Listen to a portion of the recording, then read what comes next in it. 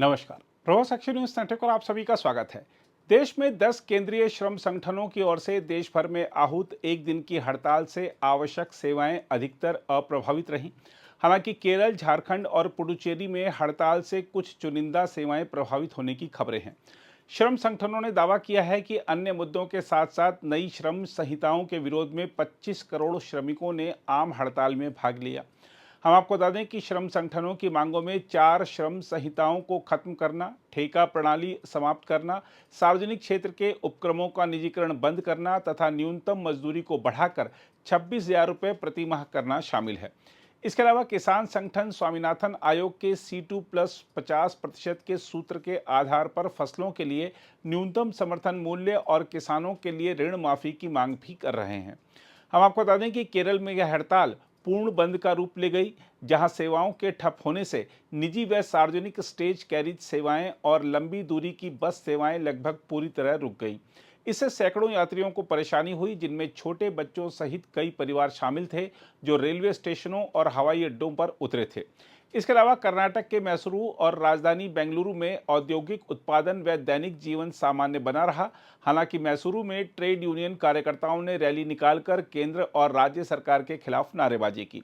वहीं हैदराबाद की सड़कों पर लाल झंडों की कतारें नजर आईं। सैकड़ों की संख्या में ट्रेड यूनियन सदस्य सड़कों पर उतरे। मेडक और चिन्ना मार्गों पर बाइक रैली आयोजित की गई। चेन्नई के अन्ना सलाई पर भी जोरदार प्रदर्शन हुआ। वहीं असम में चाय बागानों के श्रमिकों सहित कई यूनियनों ने सड़कों पर उतरकर हड़ताल का समर्थन किया। गुवाहाटी समेत अन्य शहरों में बसें और टैक्सियां बंद रहीं, जिससे यात्रियों को भारी दिक्कतों का सामना करना पड़ा। इसके अलावा कोलकाता, नक्सलबाड़ी और अन्य हिस्सों में वाम समर्थकों ने रेल पटरियों पर बैठकर प्रदर्शन किया। कई स्थानों पर पुलिस से झड़पें भी हुईं। इसके चलते अतिरिक्त सुरक्षा बलों की तैनाती भी करनी पड़ी। उधर ओडिशा की राजधानी भुवनेश्वर सहित राज्य के विभिन्न हिस्सों में श्रमिक संगठनों और वाहन चालकों के हड़ताल के कारण परिवहन व्यवस्था प्रभावित रही। विपक्षी कांग्रेस और बीजू जनता दल ने श्रमिक संगठनों के विरोध को समर्थन दिया है। इसी तरह बस, टैक्सी और ट्रक सहित विभिन्न परिवहन वाहनों के चालकों ने राज्य में चालकों के लिए कल्याणकारी उपायों की मांग को लेकर मंगलवार सुबह से ही काम बंद कर दिया था। प्रदर्शनकारियों ने विभिन्न स्थानों पर विरोध प्रकट किया और भुवनेश्वर, कटक, बरगढ़, भद्रक, बालासोर, बोलांगीर और संबलपुर में राष्ट्रीय राजमार्गों सहित कई सड़कों को जाम कर दिया। पुलिस ने बताया कि रायगढ़, ब्रह्मपुर, नवरंगपुर और गजपति जिलों सहित कुछ स्थानों पर केंद्र सरकार के विभिन्न कार्यालय, बैंक, व्यावसायिक प्रतिष्ठान और शैक्षणिक संस्थान भी आंशिक रूप से प्रभावित हुए हैं। भुवनेश्वर में श्रमिक संगठन के सदस्य पेट्रोल पंप के सामने धरने पर बैठ गए थे, जिससे पंप बंद रहे। हम आपको यह भी बता दें कि मंगलवार को केंद्रीय श्रम मंत्रालय ने दावा किया था कि आरएसएस समर्थित भारतीय मजदूर संघ समेत लगभग 213 यूनियनों ने सूचित किया है कि वे इस राष्ट्रव्यापी हड़ताल में भाग नहीं लेंगे। बैंक कर्मचारियों के एक संघ ने भी पहले कह दिया था कि बैंकिंग क्षेत्र भी इस देशव्यापी हड़ताल में शामिल नहीं होगा। बहरहाल, आइए आपको दिखाते हैं हड़ताल में शामिल हुए लोगों की प्रतिक्रियाएं। देखिए, इसकी सबसे बड़ी मांग है कि आज़ादी के दरमियान और आज़ादी के बाद मजदूरों ने लंबे संघर्ष के बाद जो कुछ भी थोड़ी बहुत राहत या कानूनी अधिकार हासिल किए थे, चाहे वो न्यूनतम वेतन का अधिकार हो, 8 घंटे के काम का अधिकार हो, भविष्य निधि का अधिकार हो, ग्रेच्युटी का अधिकार हो, ट्रेड यूनियन बनाने का अधिकार हो, 8 घंटे के काम का अधिकार हो, इन सारे अधिकारों को छीनकर मोदी सरकार ने मजदूरों के विरोध के बावजूद कोरोना अवधि के दरमियान संसद के संसदीय बहुमत का दुरुपयोग करके उसे श्रम संहिता में बदल दिया। और ये श्रम संहिता में केवल एक उदाहरण आपको दूंगा मैं, जो फैक्ट्री एक्ट में इस सरकार ने संशोधन किया, अब ये प्रावधान हो गया कि जिस किसी भी कारखाने में 300 से कम मजदूर काम करते हैं, वहां जो है कोई श्रम कानून लागू नहीं होगा। यानी ये मजदूरों के गुलामी का दस्तावेज है। जो अंग्रेज नहीं कर पाए, वो ये सरकार जो है मजदूरों को मालिक के गुलाम बनाने के रास्ते पर आगे बढ़ रही है। इसलिए हम ये मांग कर रहे हैं, श्रम संहिता वापस ली जानी चाहिए। दूसरा जो सबसे बड़ा सवाल है, पूरे देश में कहीं भी भर्तियां नहीं हो रही। ये देश ऐसा देश बन रहा है जहां आजादी के 78 साल में पिछले 45 साल में सबसे ज्यादा बेरोजगारी की दर है, लेकिन स्थायी प्रकृति के काम खत्म किए जा रहे हैं। रेलवे में 3 लाख पद रिक्त पड़े हैं, बैंक के अंदर 2 लाख पद रिक्त पड़े हैं, LIC के अंदर 50,000 से ज्यादा पद रिक्त पड़े हैं, राज्य सरकार के अंदर 2 लाख 3 लाख पद रिक्त पड़े हैं, केंद्र सरकार के दफ्तरों में जो है ग्रुप डी के पद समाप्त कर दिए गए हैं, लाखों की संख्या में पद रिक्त पड़े हैं, कोई स्थायी भर्ती नहीं हो रही। और ये सरकार हर जगह ठेकाकरण, आउटसोर्सिंग, संविदाकरण कर रही है। बजट के जरिए मैडम निर्मला सीतारमण ने फिक्स टर्म एम्प्लॉयमेंट यानी निश्चित अवधि रोजगार का जो है उन्होंने नीति का ऐलान किया। सेना तक में अग्निपथ और अग्निवीर के जरिए जो है सेना के कर्मियों माने जो सैनिक बना रहे हैं उन्हें भी ठेकाकरण के जरिए 3 साल की नियुक्ति दी जा रही है। तो हम ये मांग कर रहे हैं कि ये नीतियां बंद होनी चाहिए। तीसरी जो सबसे बड़ा सवाल है, इस देश ने 78 साल की इस आजादी के दरमियान जो कुछ भी प्रगति की उसमें सबसे बड़ी भूमिका अगर किसी ने निभाया है तो सार्वजनिक क्षेत्र। सबसे बड़ा उदाहरण life insurance corporation of India है जो 56 से बना और आज 2025 के बीच में LIC एकमात्र ऐसी संस्था है जिसने केवल 5 करोड़ की पूंजी पर 54.5 लाख करोड़ रुपए का संपत्ति का आधार तैयार किया। देश के अधोसंरचना के लिए 32 लाख करोड़ रुपए से ज्यादा की राशि LIC ने उपलब्ध कराई। 13वीं पंचवर्षीय योजना जो आखिरी पंचवर्षीय योजना थी उसके लिए LIC ने 14.5 लाख करोड़ रुपए से अधिक धनराशि का सरकार को मदद किया। रेल हो, सड़क हो, परिवहन हो, बिजली हो, हर जगह पब्लिक सेक्टर LIC ने इन्वेस्ट किया। आज LIC को आप निजीकरण के रास्ते पर ढकेल रहे हैं। देश का जो सार्वजनिक क्षेत्र का बैंक है LIC है जो देश की जनता की घरेलू बचत का पर एकत्रित करती है, नियंत्रण हासिल करती है। अगर ये सरकार उस पर अगर अपना नियंत्रण खो दे तो इस देश की आर्थिक राजनीतिक स्वतंत्रता की हिफाजत संभव नहीं है। और इसीलिए हम बोल रहे हैं बैंकों का मर्जर बंद होना चाहिए। इसीलिए हम बोल रहे हैं इंश्योरेंस के अंदर FDI जो 74% से 100% किया जा रहा है वो बंद होना चाहिए। इसीलिए हम ये बोल रहे हैं ये बैंक हो या LIC पब्लिक सेक्टर, इसकी मालिक जो है भारत की सरकार नहीं, भारत की आम जनता है। सरकार केवल मैनेजर है। सरकारें आती हैं चली जाती हैं। किसी सरकार को यह हक नहीं है कि वो जो देश की जनता की संपत्ति को नीलाम करे। आज कोयला नीलाम हो रहा है, इस्पात नीलाम हो रहा है, भेल, सेल, कोल, एयर इंडिया, LIC, जल इंश्योरेंस, बैंक, सारा पब्लिक सेक्टर नीलाम हो रहा है और चंद हाथों के में जो है उसका केंद्रीकरण हो रहा है। उसका नतीजा क्या है? कोरोना के अवधि के दरमियान जब देश की बहुसंख्य जनता के पास आमदनी की कोई क्षमता नहीं थी, एक उद्योगपति ऐसा पैदा हो गया जो एशिया का सबसे बड़ा धन्ना सेठ बन गया। 1 लाख करोड़ रुपए से ज्यादा उसकी संपत्ति के अंदर इजाफा हो गया। भारत के अंदर आज ये जो चरम असमानता बढ़ रही है उसका सबसे बड़ा कारण है कि यह सरकार निजीकरण के जरिए पूरे देश की आम जनता की जो संपत्ति है उसे केवल अदानी अंबानी के हाथों में सौंपने की कोशिश कर रही है। इसलिए हमारी मांग है पब्लिक सेक्टर का प्राइवेटाइजेशन बंद होनी चाहिए। तीसरा जो सबसे महत्वपूर्ण बात है, देश में करोड़ों की संख्या में योजना कर्मी है, आंगनबाड़ी कार्यकर्ता, सहायिका है, मध्याह्न भोजन रसोई है, आशा या मितानिन वर्कर जो 2000, 4000, 5000 रुपए के पर आजीविका पर जिंदा है, जिन्हें श्रमिक का दर्जा इस सरकार नहीं दे रही। इसलिए हमारी मांग है देश के हर हिस्से के मजदूर को 26,000 रुपए न्यूनतम वेतन मिलना चाहिए और ये सरकार हड़ताल के अधिकार सहित ट्रेड यूनियन के जो जनवादी अधिकार है, संविधान प्रदत्त हमारा जो मौलिक अधिकार है, नागरिक अधिकार है, उस पर जो हमला कर रही है वो बंद होना चाहिए। और नफरत की राजनीति के जरिए देश के असली मुद्दों से जो है ये सरकार जो ध्यान भटकाने की कोशिश कर रही है, हम ये मांग कर रहे हैं उसकी नीतियों के अंदर ये बदलाव हो। और आज के इस हड़ताल में जो 25 करोड़ से ज्यादा देश के मजदूर, चाहे वो बैंक कर्मी हो, बीमा कर्मचारी हो, डाक कर्मी हो, रेल कर्मी हो, कोयला खदान में काम करने वाले मजदूर हो, माइंस में काम करने वाले मजदूर हो, केंद्र राज्य सरकारी दफ्तरों में काम करने वाले मजदूर हो, संगठित असंगठित क्षेत्र में काम करने वाले मजदूर हैं, वो स्पष्टता से ऐलान कर रहे हैं मोदी जी आपने किसान विरोधी जो 3 काला कानून वापस दिया, लेकिन किसानों को न्यूनतम समर्थन मूल्य देने से आज भी आप इनकार कर रहे हैं, ये हमें मंजूर नहीं। आप जो मजदूर विरोधी श्रम संहिता ये वापस लो और अदानी अंबानी परस्त निजीकरण, उदारीकरण, वैश्वीकरण की नीतियों की दिशा बदलो, वरना ये जनसल्लाप आगामी दिनों के अंदर तुम्हारे अंदर बदलाव के रास्ते पर उतरने के लिए मजबूर होगा। सारी हिंदुस्तान में 9 सेंट्रल ट्रेड यूनियन आज धर्मघट किया है। जो धर्मघट हो रहा है, सर्वनिम्न मजदूरी जितना मिनिमम वेजेस 26,000 है, हमारा 9 डिमांड्स है, वो 9 डिमांड को कैसे पूर्ण करने के लिए एक्सेप्ट BMS भारतीय मजदूर सभा बीजेपी का जो श्रमिक संगठन है छोड़ के सब संगठन वो धर्मघट में शामिल हो रहा है इंटायर इंडिया में।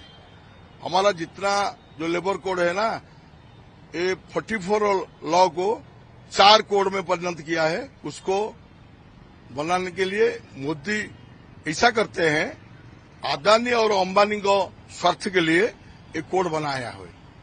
ये हम बोलते हैं ये कोड नहीं होगा नहीं ये हिंदुस्तान में, ये तो पहला है। और जो डिमांड है फिक्स टर्म में एम्प्लॉयमेंट है उसको छोड़ना पड़ेगा।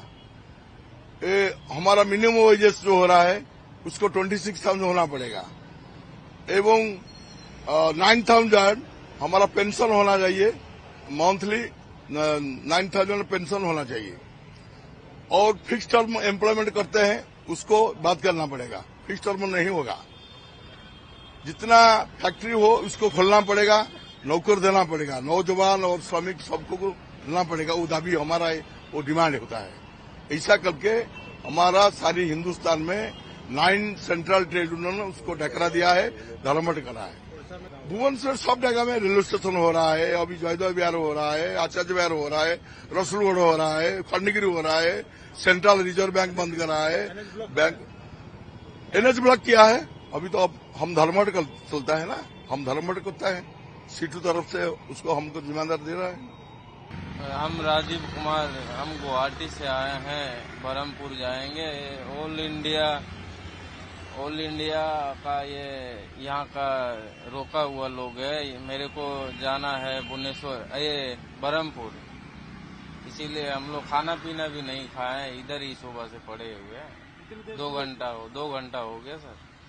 कुछ परेशानी नहीं है, ड्राइवर के लिए समर्थन हो रहा है तो इसमें क्या परेशानी है? कुछ भी परेशानी नहीं है, ड्राइवर को समर्थन हो रहा है इसमें, अच्छी बात है। बंगाल से आ रहे हैं, आंध्रा जा रहे हैं।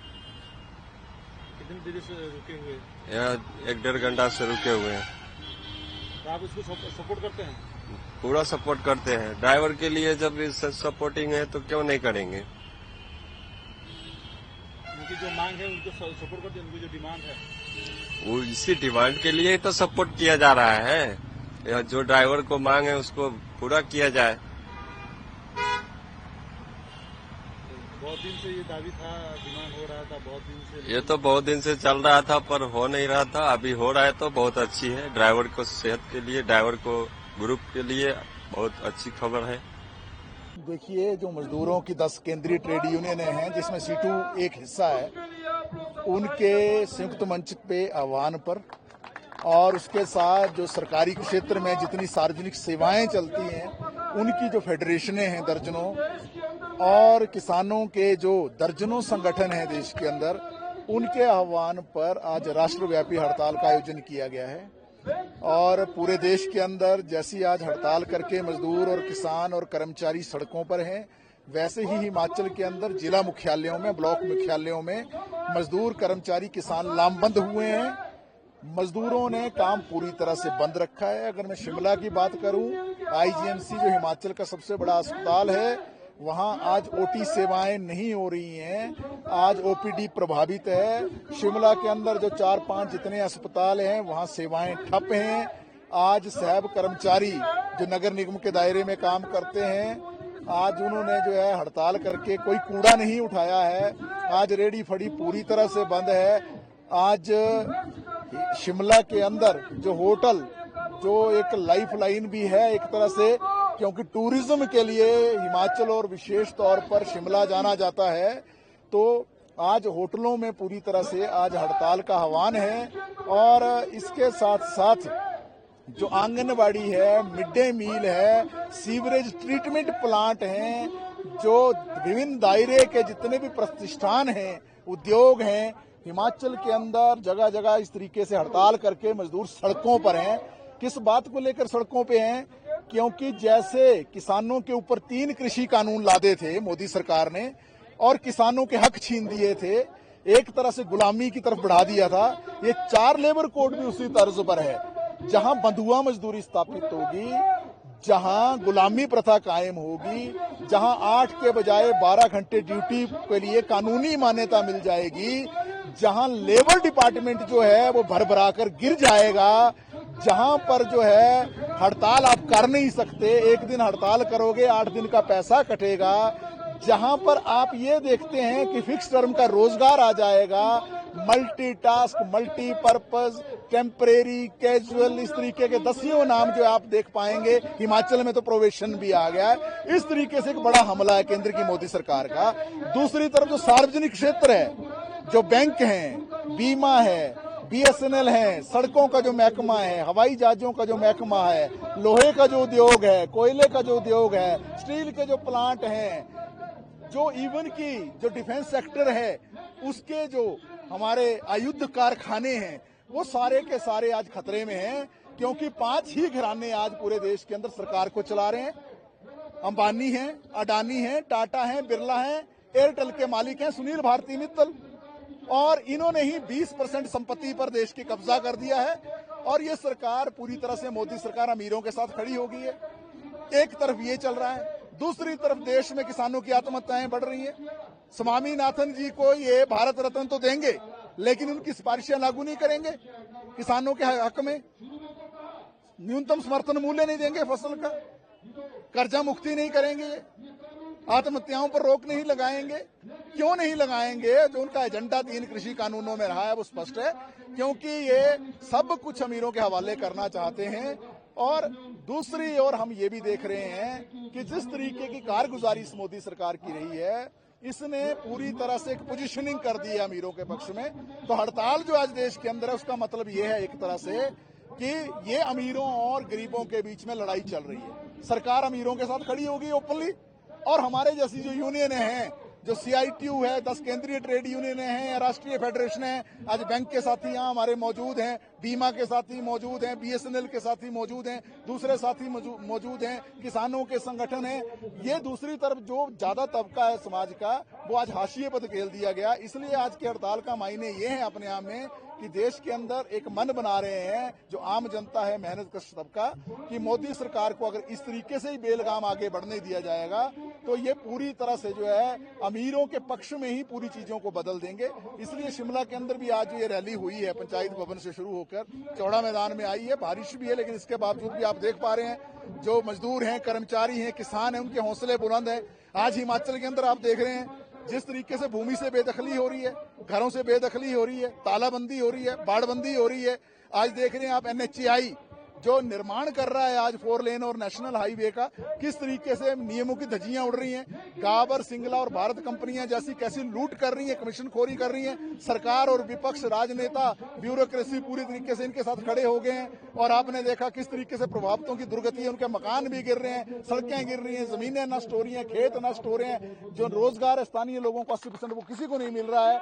और पूरी तरह से जो है एक तरह से सरकारों की नीतियां कुल मिलाकर जो कंपनियों और अमीरों के पक्ष में ही मुड़ गई हैं। मोदी सरकार के साथ साथ सुक्खू सरकार भी उन्हीं नीतियों का अनुसरण कर रही है। तो इसलिए जो है आज की हड़ताल का आयोजन हमने किया है। आज की जहां तक हड़ताल का प्रश्न है, इसमें हमारी जो एफिलिएट्स है उसमें 4 वर्कमैन और 1 ऑफिसर यूनियन ने इसमें पार्टिसिपेट किया है। और पूरे भारतवर्ष में जितने भी पब्लिक सेक्टर बैंक्स में, उनमें आज पूर्ण तरह से हड़ताल है, स्ट्राइक है, पूर्ण कारोबार बंद है। और जहां तक हिमाचल का प्रश्न है, पूरे पब्लिक सेक्टर बैंक्स और LIC और GIC में कारोबार बंद है। जहां तक हमारी मांगों को लेकर के सवाल है, ये हमारी एक सामूहिक एक हड़ताल है जिसमें कि बैंकिंग क्षेत्र, LIC और जनरल इंश्योरेंस की भी कुछ मांगों को जोड़ करके हमने एक सामूहिक हड़ताल की है। ट्रेड यूनियन का ये national platform of trade unions है, तो उसमें हम लोग हमेशा सपोर्ट करते हैं। और हमारी भी अपनी जो मांग है उसमें मुख्य मांगे हमारी ये है कि जिस तरह से LIC को और जनरल इंश्योरेंस कंपनी को निजीकरण की तरफ धकेला जा रहा है, और पब्लिक सेक्टर बैंकों की जो सरकार की हिस्सेदारी है, वो हमने कभी कहा था कि ये किसी भी स्टेज पे 80% से कम जो है शेयर होल्डिंग बैंकों की नहीं होनी चाहिए। लेकिन आज जो है सरकार आमादा है कि वो जो शेयर होल्डिंग है उसमें, जैसे आप समझते हैं कि अगर वो 51% से कम की भागीदारी अगर सरकार की होगी तो कहीं ना कहीं वो निजीकरण की तरफ वो रास्ता साफ हो जाएगा। उसमें जो बैंकों के ऊपर जो कंट्रोल होगा पॉलिसीज के ऊपर, वो कहीं ना कहीं प्राइवेट बिजनेस हाउसेज का, कॉरपोरेट्स का होगा। इसके खिलाफ हमारी एक बहुत बड़ी आवाज है। दूसरी बात हमारी जो मांग है कि जिस तरह से लेबर लॉज को जो है नया लेबर कोड आया है, वो देश के वर्कर्स के खिलाफ है। और एक बहुत बड़ी लंबी लड़ाई से हमने ये जो लेबर लॉज रिफॉर्म्स आज हम जो प्रोटेक्शन वर्कर्स को दे पा रहे हैं, वो कहीं ना कहीं उसके ऊपर जो है आघात कुठाराघात हो रहा है। और अब जो है लेबर जो कोर्ट्स है उनको जो है कैंसिल करने की बात जो नए कानून में, श्रम कानूनों में की जा रही है। और जो अलग जो है वो नए जो श्रम कानून के तहत हमारे जो हित होंगे, जो ट्रेड यूनियन के राइट्स हैं वो कहीं ना कहीं खत्म होंगे, जिसमें कि वर्किंग आवर्स को लेकर के, मिनिमम वेजेस को लेकर के, सर्विस कंडीशंस को लेकर के हो रहा है। और जो सरकार जो है किस तरह से सरकारी घरानों की बातें सुन रहे हैं। और मैं अभी पीछे ही कुछ दिनों में कहा कि नारायण मूर्ति जी का एक बयान आया है कि देश के वर्कर्स को 8 से 12 घंटे अब काम करना चाहिए, 8 घंटे की नहीं 12 घंटे करना चाहिए। लेकिन जहां तक वेजेस की बात कर रहे हैं, वो जो कंसंट्रेशन ऑफ वेल्थ है, एक बहुत बड़ा चौंकाने वाला आंकड़ा है कि देश की पूरी पूंजी का 70% हिस्सा जो है 5% सरमाएदारों के पास है। आप समझ सकते हैं कि किस तरह से जो कंसंट्रेशन ऑफ वेल्थ है वो चंद पूंजीपतियों के हाथों में जा रहा है, और जो आम वर्कर है जो इस पूंजी को खड़ा करता है और ये देश को अमीर करता है। अगर आज हम चौथी अर्थव्यवस्था बने हैं और आने वाले समय में हम तीसरी अर्थव्यवस्था बनेंगे, तो इसमें बहुत बड़ा लोग एक फाइनेंशियल सेक्टर का, पब्लिक सेक्टर बैंकों का है, क्योंकि पब्लिक सेक्टर बैंकों ने देश की अर्थव्यवस्था में आजादी के बाद एक बहुत बड़ा रोल प्ले किया है। उसमें चाहे आप गरीबी उन्मूलन का आप ले लीजिए, और एक ग्रीन रेवोल्यूशन, जब पूरा देश भुखमरी और अकाल, आपने बंगाल का फैमिन सुना होगा, बहुत बड़ा अकाल हुआ था, तो पूरे देश में ये आह्वान हुआ था कि पूरे पब्लिक सेक्टर बैंकों में जितनी देश के आम लोगों की पूंजी है वो रूरल सेक्टर में डाइवर्ट की जाए, जिससे कि रोजगार के सृजन हुए, एग्रीकल्चर में ग्रोथ आया। और आज आप ये देख रहे हैं कि कृषि के क्षेत्र में हम आत्मनिर्भर ही नहीं है, लेकिन पूरी दुनिया को अनाज हम दे रहे हैं। उसके बाद अनेक और रेवोल्यूशंस आए हैं, जिसमें व्हाइट रेवोल्यूशन है, और बाकी की रोजगार के सृजन अगर आप बोलें तो पब्लिक सेक्टर में बहुत बड़ा रोजगार, चाहे को जो रिक्रूटमेंट हुई थी तो एक मध्यम वर्ग जो है, बहुत सारा जो है मिडिल क्लास बना, वो उसमें लोगों को रोजगार मिला, नए साथी। हम पब्लिक सेक्टर बैंकों की देन है कि हम लोग उस पर लाखों के लोग जो पब्लिक सेक्टर में नौकरी लगे, जिससे कि देश की अर्थव्यवस्था को मजबूत हुआ। लेकिन आज कहीं ना कहीं दोबारा से वो कंट्रेक्चुअलाइजेशन और वो अब जो नए बच्चे लगाए जा रहे हैं वो ठेकेदारी की प्रथा में लग रहे हैं और उनको जो है शोषण किया जा रहा है। उससे एक तो बैंकिंग भी रिस्क में जा रही है, क्योंकि उसके पीछे बैंकिंग एक क्रेडिबल इंस्टीट्यूशन होता है कि वो इंस्टीट्यूशन के साथ आदमी का विश्वास जुड़ा होता है। अगर वो किसी तरह से अगर निजी हाथों में जाएगा तो कहीं ना कहीं वो देश की जो पूंजी है उसके ऊपर। एक आंकड़ा मैं आप लोगों को जरूर साझा करना चाहता हूं कि इस देश में 140 लाख करोड़ रुपया आम जनता का पब्लिक सेक्टर बैंकों में जमा है। आज भी देश के आम लोगों का विश्वास पब्लिक सेक्टर बैंकों में है। 140 लाख करोड़ रुपया जो आम जनता का बैंकों में है, सरकारी बैंकों में, वो इसलिए है कि लोगों का विश्वास पब्लिक सेक्टर के ऊपर है, और वो पैसा कहीं ना कहीं देश की अवस्था में पूंजीपतियों के हाथ में न जा करके पब्लिक सेक्टर के माध्यम से देश के स्वरोजगार सृजन में काम कर रहा था। एग्रीकल्चर में, एलाइड इंडस्ट्री में, कॉटेज, स्मॉल इंडस्ट्री, ट्रांसपोर्ट में जितने बड़े डैम बन रहे हैं, इरिगेशन की जितनी बड़ी सुविधाएं हो रही, एयरपोर्ट बन रहे, रेलवे का काम हो रहा है, उसमें बहुत बड़ा रोल जो है पब्लिक सेक्टर बैंकों की पूंजी का है। आज उसको जब डाइवर्ट किया जाएगा तो कहीं ना कहीं जो वो 140 लाख करोड़ आम जनता का इन बैंकों में है, उसके ऊपर भी खतरा मंडरा रहा है, क्यों वो कभी ना कभी किसी निजी पूंजीपति के हाथ में जाएगा। और जैसा कि आपने देखा कि 2008 और 18 में अमेरिका जैसे इतने बड़े देश में 28 बैंक ताश के पत्तों की तरह ढह गए थे, लेकिन देश का पब्लिक सेक्टर बैंक एक इतना इंसुलेटेड था कि एक भी बैंक में आंच नहीं आई और आप सभी की जनता का एक एक पाई सेफ रहा है। लेकिन आने वाले समय में जिस तरह के ये कानून आ रहे हैं, वो आम जनता के लिए भी और आम जनता के पैसे जो पब्लिक सेक्टर में है उसके ऊपर भी बहुत बड़ा खतरा मंडराने वाला है। आज जो है हमारा पूरे हिमाचल प्रदेश में जो है यहाँ पर सारा वर्कर जो है स्ट्राइक पे उतरा है, उसमें स्कीम वर्कर भी जो है सभी हड़ताल पे उतरे हैं। हम बताना चाहते हैं कि आज जो है पूरे हिमाचल प्रदेश में हजारों की संख्या में, अगर आशा वर्कर की बात करें तो पिछले 20 वर्षों से लगभग जो है आशा वर्कर भी जो है अपने योजना के तहत जो है पूरे हिमाचल प्रदेश में भी और पूरे देश में जो है अपना जो है मतलब सेवाएं दे रही है लोगों के बीच में जाकर। लेकिन उसके अकॉर्डिंग जो है सरकार को जिस तरीके से जो है आशा वर्कर जो है अपना पारिश्रमिक बेचकर जो है उन्हें जो उनका मेहनताना मिलना था उन्हें जो है बिल्कुल बिल्कुल भी नहीं दिया जाता है। उसमें जो है आशा वर्कर जब एक लेडीज की जब डिलीवरी होती है, जब वो 6 बार जो है प्रसूति अवस्था के दौरान उस लेडीज के पास जाती है, तब जाकर जो है सरकार 150 रुपए जो है उन्हें देती है। ये बहुत ही अपने आप में शर्मनाक बात है। और अगर हम आंगनबाड़ी की बात करें तो हिमाचल प्रदेश में जो है 37,000 आंगनबाड़ी वर्कर भी काम कर रही है। आज आंगनबाड़ी को जो लागू हुए जो है हिमाचल प्रदेश में जो है 48 वर्ष बीत चुके हैं। आज सरकार आंगनबाड़ी वर्करों को जो है पक्का करने के बजाय जो है उन्हें कच्चा करने की या उनके सेंटर को जो है बिल्कुल बंद करने की कोशिश कर रही है। उसमें जो है अभी हाल ही में सरकार ने जो है आंगनबाड़ी केंद्रों से जो है बच्चों को शिफ्ट करके सरकारी स्कूल में भेज दिया गया है। और सरकारी स्कूलों के अगर हम हालात बताएं तो 1 से 5वीं तक बच्चों को पढ़ाने के लिए वहां पे पूरी तरह से जो है टीचर नहीं है। और वहां पर जो आंगनबाड़ी से शिफ्ट होकर बच्चा सरकारी स्कूल में गया है वह एक कैद की तरह जो है एक कमरे में बंद है। मात्र उन्हें जो है खाना खिलाने के लिए और टॉयलेट बाथरूम जाने के लिए उन्हें जो है उन कमरे से बाहर निकाला जाता है। तो हम सरकार से आज इस रैली के माध्यम से कहना चाहते हैं कि आंगनबाड़ी को जो है पूर्ण आंगनबाड़ी का दर्जा दिया जाना चाहिए और बच्चा जो है शाला पूर्वक शिक्षा लेने के लिए आंगनबाड़ी सेंटर में ही रहना चाहिए। और दूसरा, मिनी आंगनबाड़ी की सबसे बड़ी दिक्कत ये है कि मिनी आंगनबाड़ी जो है हेल्पर का काम भी करती है और वर्कर का काम भी करती है। हम सरकार को कहना चाहते हैं कि मिनी आंगनबाड़ी को जो है फुल आंगनबाड़ी का दर्जा दिया जाना चाहिए। इसी के साथ साथ अगर हम बात करें मिड डे मील वर्कर की तो पिछले 21 वर्षों से जो है हिमाचल प्रदेश में मिड डे मील वर्कर भी अपनी सेवाएं दे रहा है। हिमाचल प्रदेश में 5,32,000 स्कूलों बच्चे जो है मिड डे मील से मध्याह्न भोजन लेते हैं और 21,300 वर्कर जो है हिमाचल प्रदेश में मिड डे मील वर्कर कार्य कर रहा है।